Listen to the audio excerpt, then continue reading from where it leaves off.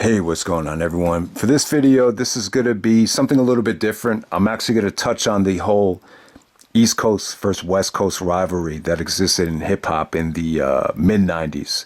I would say from 95 to 97. This was when the whole rivalry, the whole war was at an all-time high.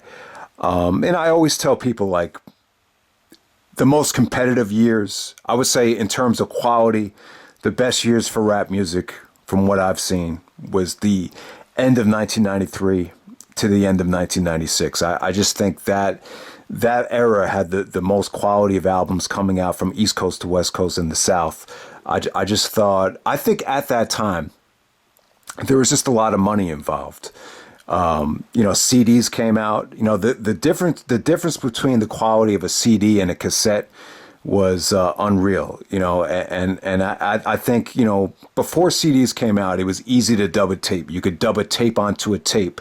But, like, for that time period, I don't think there was really a way to bootleg a CD. It wasn't until like 99, 2000 where I saw kids at school, with copies of CDs. But so that's one of the reasons I think it was so competitive at the time. But just kind of when I look back at that time, yeah, I mean the quality of albums were great. When you look back on it, researching 95 and 96, yeah, the music was great. It was great. It was great to be a fan. But I'm just looking back on it like, man, that would have sucked to be an artist at that time. Like it really would have been like to think about, like, you're going to go perform at a concert, you're going to go to the West Coast, you're going to go to the East Coast as a invader or a foreigner.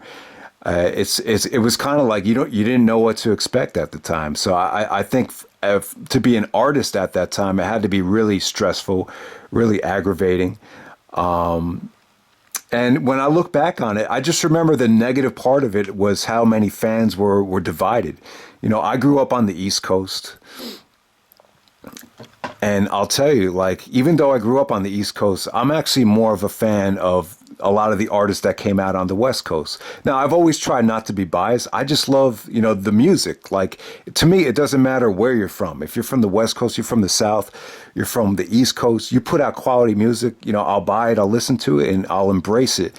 But, at the time, like, it kind of sucked because I had so many friends that were just like, I don't listen to that shit, man. It's West Coast. Or I don't like that West Coast shit. I even have people that I talk to today that still say they don't like really West Coast music, or especially, like, I guess as you get more towards the 2006 hip hop is dead era, a lot of people used to take shots at the South. But I remember listening to radio stations, and they wouldn't play West Coast music. A lot of East Coast DJs, they wouldn't play anything from the West Coast, which I thought sucked. I remember, like, people called up, they said, "Oh man, I hate Tupac." When Snoop's second album came out, that the album absolutely got no buzz because it came out in the dead smack in the middle of the whole East Coast versus West Coast rivalry. So it kind of sucked to be a fan at that time.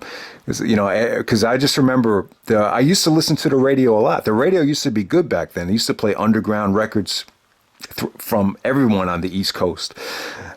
But they totally ignored anything that came out of the West. So that definitely kind of sucked. So I'm asking myself, like how did it ever get to that point? And I think it has to do with, I think it goes a lot deeper than hip hop. And I kind of noticed this specifically with a lot of the Italians that came from New York, from Francesa to the Sopranos, and even my mother. Like when they went out to California, or Francesa said, I can't stand it out in California. My mother didn't like it out there. She wanted to come back to the East Coast because she missed, the Four Seasons. And then I remember even Christopher from The Sopranos in an episode. He's like, "Oh yeah, I don't like it out there." And then Frances is like, "Oh, I like the weather, but I hate California. It's not New York. It's not New York." So I just think, like, people that come from New York, I think they just became, like, accustomed and addicted to that way of life. And if you live in New York for like your whole life, and then you go out to the West Coast, you go out to the South, it takes a lot to get used to, and especially with the music too. The great thing about rap is like everyone had their own sound. The West Coast had their own sound. It was more, the production was so layered. They came out with real stories about the police and the gang banging and life out on the West Coast. And the East Coast had graffiti and breakdancing, and it was more lyrical. And the South had their own slang, and the Bay Area had their own slang. And then the music from Chicago and Detroit had its own sound. So no matter where you were from, like the music from all over the country, it had its own slang and its own sound, and that's what made hip hop so great. But I think a lot of it had to do with jealousy. I think one of the first rap albums to go platinum was actually NWA Straight Outta Compton, and Dre's album got a lot of success. Snoop's album made a lot of money, and I just think there was a lot of East Coast bias and a lot of jealousy because of the amount of attention that Compton and the West Coast artists got at the time. So the first one to really fire a shot, I believe it was a rapper named Tim Dog, and he came out with a song called Fuck Compton. So that was like the first shot, and that came out, like maybe 91, 92, the early stages of the 90s, like that. So that's kind of what opened the door up for the rivalry to really take place. And then I remember, Common did this song, Common Sense at the time. He did a song about rap and how commercial it was getting, how much he used to love it as a kid, but now it's becoming so universal, and it's becoming, people are using it as a way to exploit the business and make money. So he did a song called "I Used to Love Her," which is about a girl, but the girl is actually rap music in disguise, and he just had a lot of really, really good lines in there. It's one of the best rap songs ever. But he actually had a line where he touched on Boys in the Hood, which was a movie that Ice Cube started on the West Coast, and he actually mentioned the genre moved to the West Coast as he went to school.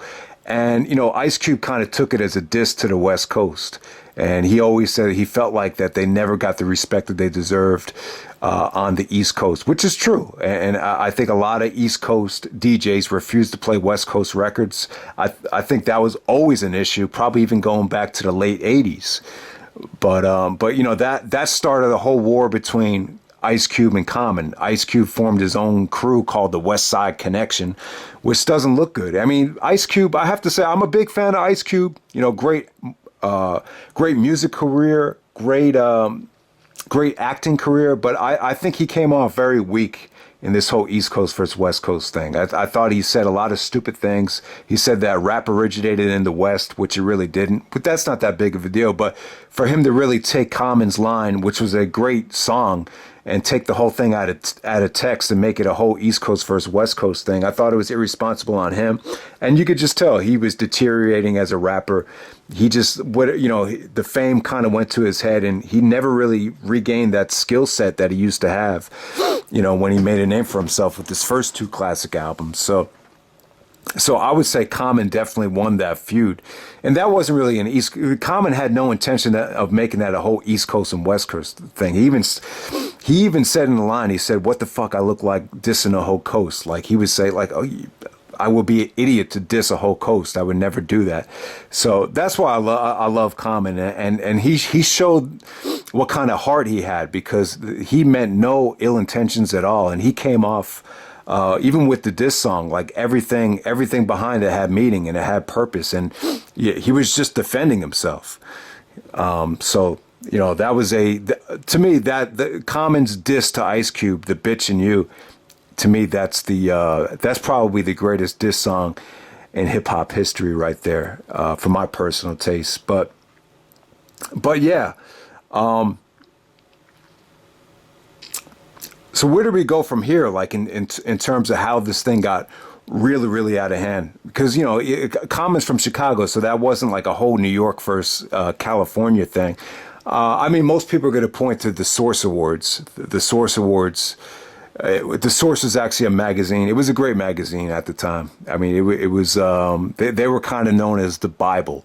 Like, you know, I know some of you guys come to me for like star ratings and reviews, but they were like the standard. You know, that's you know, I give a lot of credit to Truth Slayer, but honestly, like what I really base my star rating system off is the Source, because they used to give out, you know, mics instead of stars, and I always kind of always look back at their star rating system or their rating system as like the standard, because they were just really they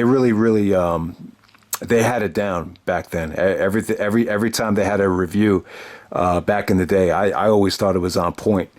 So yeah, they had a show, the Source Awards in 1995, and it was actually in New York.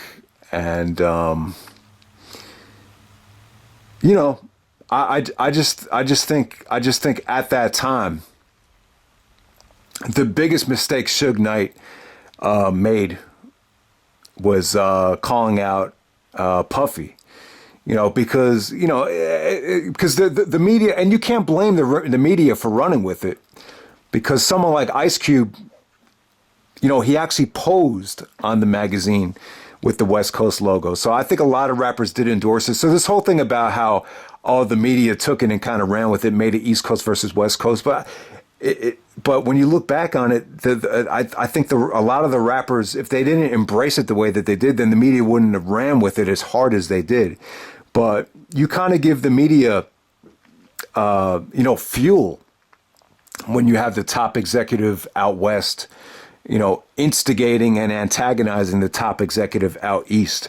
You know, I think Suge at the time, now Suge Knight was the owner of Death Row Records. You know, Death Row had Dr. Dre, had Snoop, it had the Dog Pound. Eventually, in a couple months, they would have Tupac.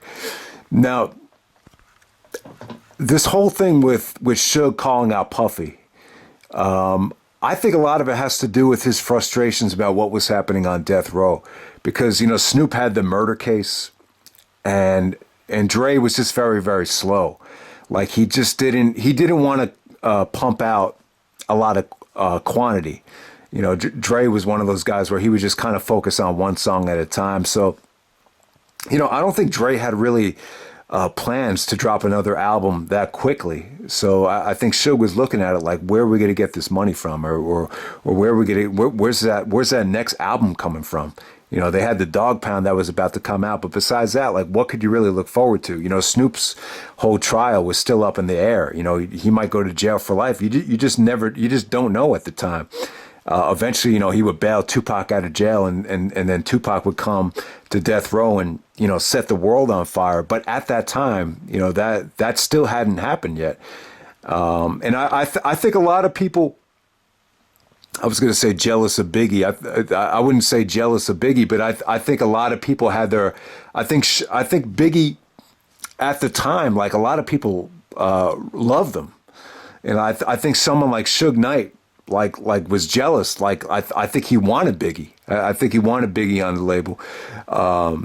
So he just kind of took a shot at Puffy. Now Puffy was one of these guys. You know, Biggie would just rap. He was more of an underground rapper, but because he was with Puffy, like he kind of came off like he was like this mainstream rapper. But and Puffy in a lot of Biggie's videos, he was always dancing. He was always kind of hyping up the tracks. He was like one of those guys, you know, always kind of stealing the spotlight from Biggie.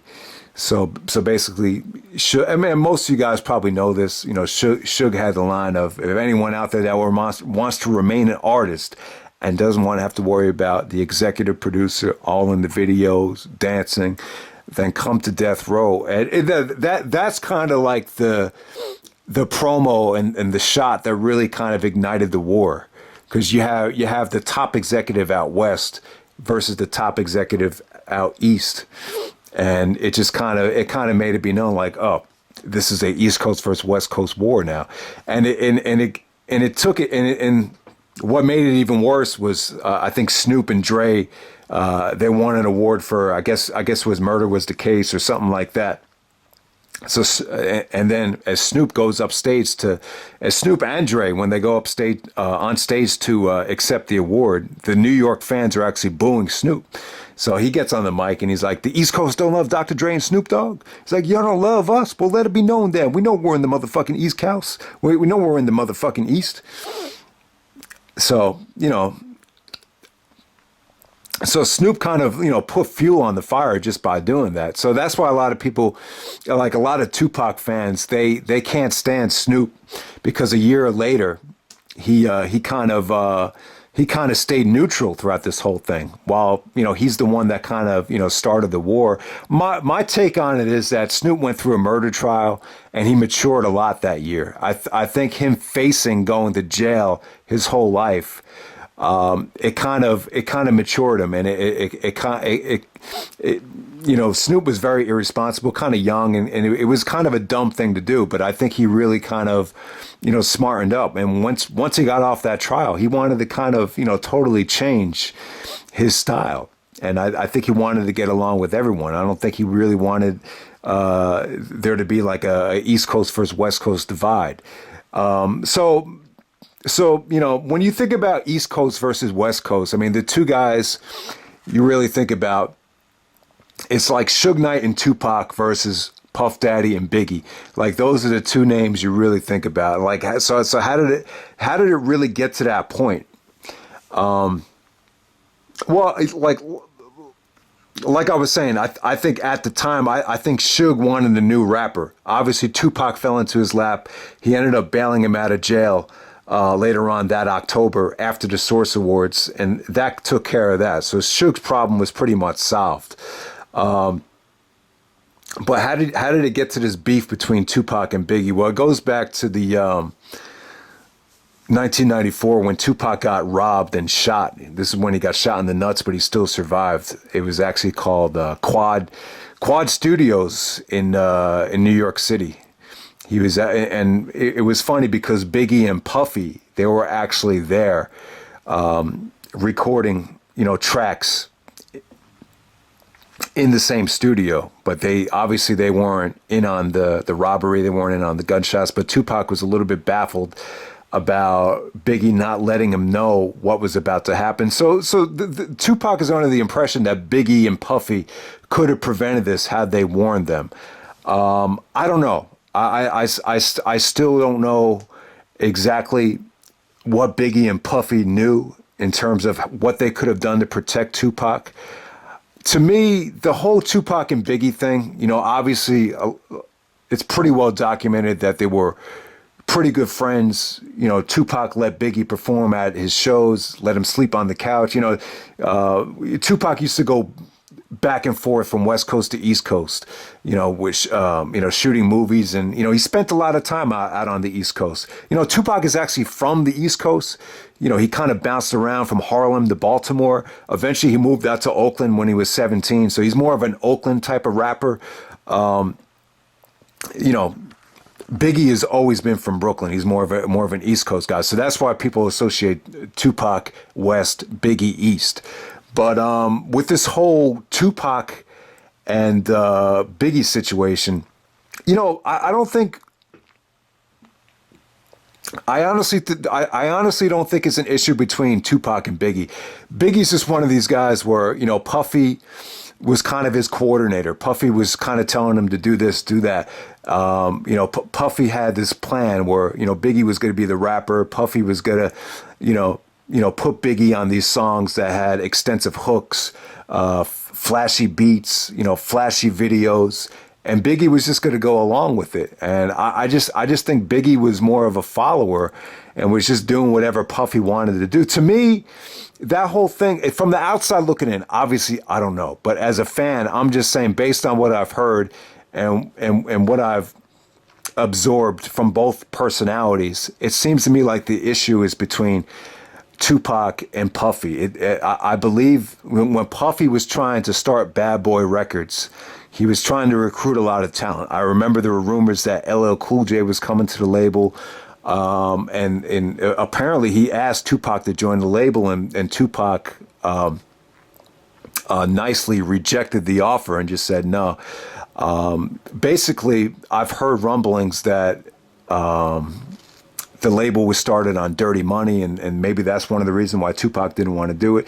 Tupac was actually robbed by, I believe, it was either Haitian Jack or Jimmy Henchman in New York City. And I think, I would say this. I would say that there's, I would say that it's a possibility that Puffy was actually associated with those two guys. There's rumblings that Puffy was associated with the Black Mafia in terms of, funding Dirty Money to help start Bad Boy Records, and Tupac knew about that. So when you go back to the Against All Odds song, he's like, Puffy, all that crap you talked about and vibe about me being the thug. Now you could tell the people you roll with whatever you want, but you and I know what's going on. I think that whole line, you and I know what's going on, has to do with, Puffy using, these, the Black Mafia or the Dirty Money to start the label. Because let's not forget, Puffy's, father actually was, he actually did business with Frank Lucas. Frank Lucas was actually known as the American gangster that Denzel played, when he grew up in Harlem in the 60s and the 70s. So I would say no. I don't know if Puffy was in on the hit. I just think Puffy's the kind of guy. Like when you look at everyone that left his label, how he screwed a lot of artists out of the publishing. He's just not a very trustworthy guy. He's one of these guys that he's all about making money. He's all about hustling people. He's all about telling people what to do. He's a liar. George Whipple from New York One. There's actually a live interview with Puffy actually lying to the famous reporter George Whipple about the Steve Stout beatdown. Now, everyone knows that Puffy ordered the beatdown on Steve Stout, and he just lied. He said, there's a rumor out there that you beat somebody up, and he's just like, yeah, I heard that too. I don't know where it came from. And then a couple hours later, he's arrested. So, that Puffy, he's just not. That's just how he is. I mean, he's got his good things about him. I would say he's a good hype man. Things are always a little bit more interesting and entertaining when he's around, but that whole Biggie and Puffy thing, it's to me, it's more about Tupac versus Puffy, and whatever issue that Tupac had with Puffy and the start of Bad Boy Records, to me, that's more of the issue. Biggie was just going to do what was working, and Puffy was putting all of his energy into Biggie, and it was paying off. With Biggie just rapping and Puffy supplying all the fanciness, whether it be music videos or hooks or samples, the formula was working, and Biggie wasn't going to go against the grain. So if Biggie had to choose a side, he was going to choose his boss. So it's as simple as that. So yeah, man, that's pretty much the whole, Tupac and Biggie situation right there. Now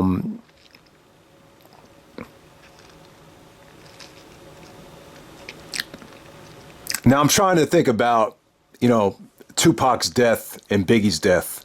Like that's when, the whole situation finally got, under control. I remember, Minister Farrakhan had a meeting with a lot of the rappers to get this thing to finally slow down and stop. See the problem with Tupac's murder. I mean, I would say that there's a chance that Puffy was in on it. I wouldn't be. Honestly, I wouldn't be surprised if Puffy was in on both Tupac's death and Biggie's death. But and you had the whole Eminem thing where Eminem shouted out in one of his last songs. I think it was the Machine Gun Kelly song, how Puffy put the hit out on Tupac. But, there's rumors that Puffy was associated with the South Side Crips, and, he met with them out on the West Coast before Tupac died. But I don't know. But the biggest mistake that Tupac made was, obviously he had to associate with Suge Knight, but the whole thing with the gang activity, Suge got Tupac interested in gangs. And I remember they beat up a gang member at a mall. There was a bounty on a death row chain, and the same guy was actually at a Tyson fight, and that was actually Orlando Anderson, and so So when you associate yourself with gangs and you beat up gang members, uh, so you know I don't really think the Tupac death was East Coast West Coast related. I would say that the Biggie death in 1997, that was more of a, that probably was more of a West Coast retaliation, which is a shame. He went out to the West Coast to promote his album, and you know someone just started firing at a red light. When they pulled up to a red light, and it's a shame that Biggie died, but yeah, man. So that's kind of my whole East Coast versus West Coast thing. I do think like I just think like no matter where you're from, if you grew up on the West Coast, you grew up on the East Coast, you're accustomed and you get used to the different kinds of sounds. So I think that's what kind of started it amongst fans. But to me, like when you look at the Tupac and Biggie situation, I don't think it had anything to do with East Coast versus West Coast. Like the feud was definitely not over, over the actual music. It was. I just think it was more of a personal situation between. To me, it was more of a personal situation between the two executives more than anything. And I think it definitely the deaths definitely could have been prevented by either executive. But yeah,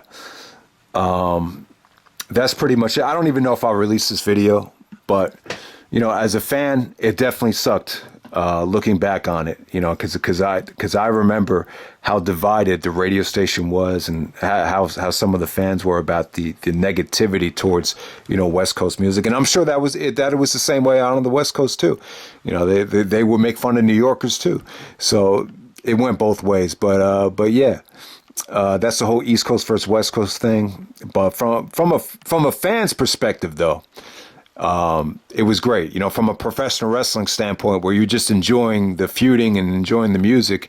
Yeah, it was great. But I would say to be an artist, or to actually be an artist having to go on tour and make money at that time, had to be extremely difficult. But what really kind of ended this whole war was that a lot of the artists kind of realized, this is cutting my sales in half. Like Snoop's album only sold 2 million, which was actually less than half of what his debut album sold.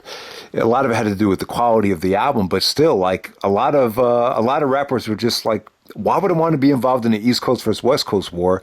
It's going to hurt my album sales. And I think Dre realized that. I think Snoop realized that. There was a lot of artists that really kind of downplay the whole East Coast versus West Coast thing because they didn't want to be associated with it. They didn't want the albums to suffer. And, a lot of them were pissed off that that rappers were running with this and making it an issue when it really wasn't an issue with most of the rappers. So, yeah. So the rappers that really got into it, as soon as they thought it was going to hurt their wallets or hurt their record sales, they found the way to get out of it. And, I would say by the early stages of 97, that's when it really died down, and it really didn't become much of an issue after that. And it was, and when I look back at the rise of Kendrick Lamar and Ab-Soul and TDE, it's like people just love their music. You don't even think of them as West Coast rappers. You just think of them as just good music. And, that's one thing about rap today. Like, you just appreciate the music for what it is. I mean, yeah, the genre, I wouldn't say it's as competitive, and the quality is as good as it used to be back in the 90s. But when a good rapper comes out, like, there really isn't like that biased against them anymore because of where they're from. Earl Sweatshirt, Kendrick Lamar, J. Cole, the topic of, I don't like him because he's from Carolina, or I don't like him because he's from the West Coast, that never comes up anymore. You just appreciate the artists for who they are. I think a lot of it has to do with people just, a lot of the rappers and their families when they were growing up, there's just been so much moving around from all over the nation that you just kind of, it's just not a big deal anymore, So, but I think hip hop back in back in the 90s at that time, the sounds are more distinct. And I think that might have been part of the part of the issue about the different tastes people have back then. But yeah, but that's pretty much it, guys. East Coast versus West Coast. Just want to give you my thoughts looking back on it. And I'm out. All right.